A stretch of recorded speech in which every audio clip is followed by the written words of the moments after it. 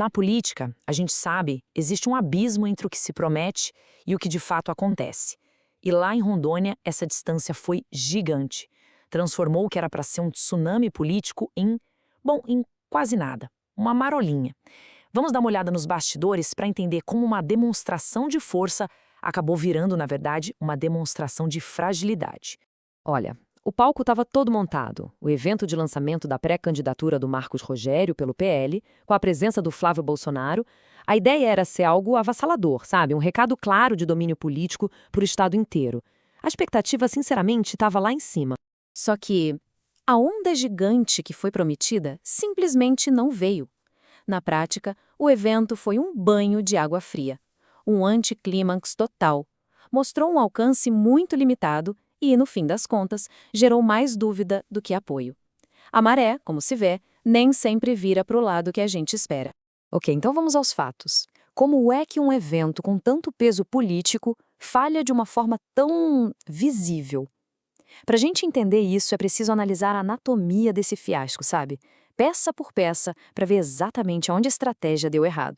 O que esse slide mostra aqui é o tamanho do buraco entre o plano e a realidade. A ambição era enorme, mostrar força, atrair uma multidão, ditar a conversa política. Mas o que aconteceu de verdade? Um público pequeno, basicamente de gente que já era da DASE, a repercussão nacional foi péssima e a divulgação, nossa, foi tão amadora que parecia improviso.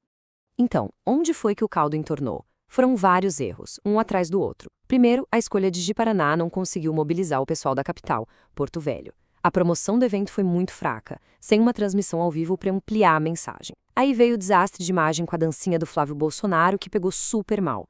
E para fechar, a tentativa do Marcos Rogério de dizer que era só um esquenta soou mais como desculpa apressada do que como estratégia.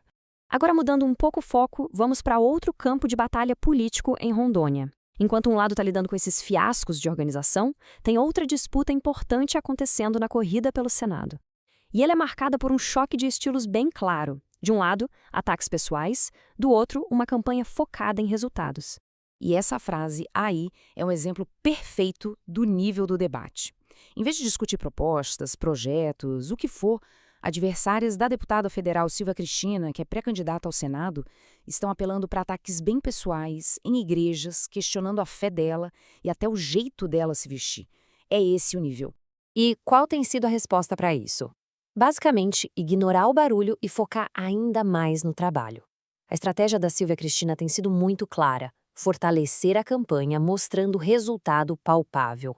A atuação dela na área da saúde, a defesa da transposição de servidores. A ideia é simples: deixar que as entregas falem mais alto que os ataques. E aqui entra um terceiro elemento que está mudando o jogo político em Rondônia: a Justiça Eleitoral. O Tribunal Regional Eleitoral, o TRE-RO, está agindo com uma firmeza que a gente não via há tempos, principalmente no combate às fraudes que, no fim, distorcem a própria democracia. A missão do tribunal é bem direta: zerar os processos pendentes para que as próximas eleições já comecem com a pauta limpa. É um recado sério e bem direto para os partidos e candidatos. Basicamente, a era do jeitinho e da impunidade pode estar com os dias contados. E um dos alvos principais dessa faxina toda é a fraude à cota de gênero. Sabe o que é isso? É uma prática onde os partidos lançam candidatas mulheres só de fachada, as famosas laranjas, só para cumprir a lei, mas sem nenhuma intenção real de que elas disputem a eleição. É uma manobra que, claro, compromete todo o processo. E a cara de pau por trás dessas fraudes chega a ser inacreditável. Dá uma olhada nesse caso em governador Jorge Teixeira, uma candidata que teve só um voto. E no depoimento dela, ela admitiu que nem ela votou em si mesma, porque na verdade estava fazendo campanha para outro candidato. E o absurdo não para por aí, não. Em Teixeirópolis, outra candidata laranja teve só 4 votos. E as investigações mostraram que ela nem morava na cidade durante a eleição. É por causa desse tipo de fraude tão explícita que o TRO está caçando chapas inteiras de vereadores. Mas por que essa ação do TR é tão importante?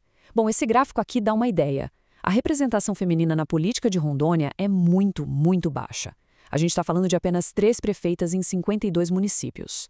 2 deputadas federais e, na capital, Porto Velho, só 2 vereadoras. O rigor do TR busca garantir que a cota de gênero seja de verdade uma ferramenta de inclusão e não só uma regra para ser burlada.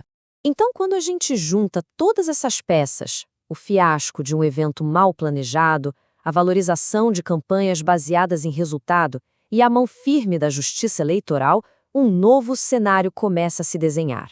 O que parece é que estamos vendo o fim do jogo amador e o surgimento de um novo manual para se fazer política em Rondônia.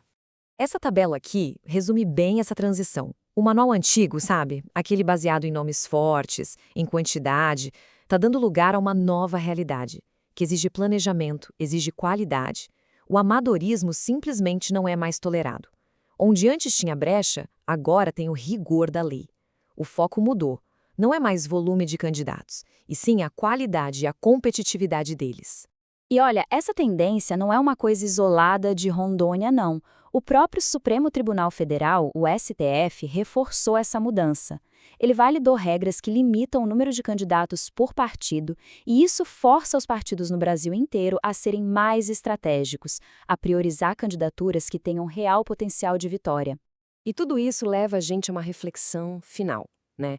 Será que o que está acontecendo em Rondônia, essa punição ao amadorismo, a tolerância zero com fraude, seria uma espécie de laboratório do que a gente vai ver no resto do país? Fica a pergunta no ar. Seria isso um aviso para 2026? Um sinal de que o velho jeito de fazer política está finalmente perdendo espaço?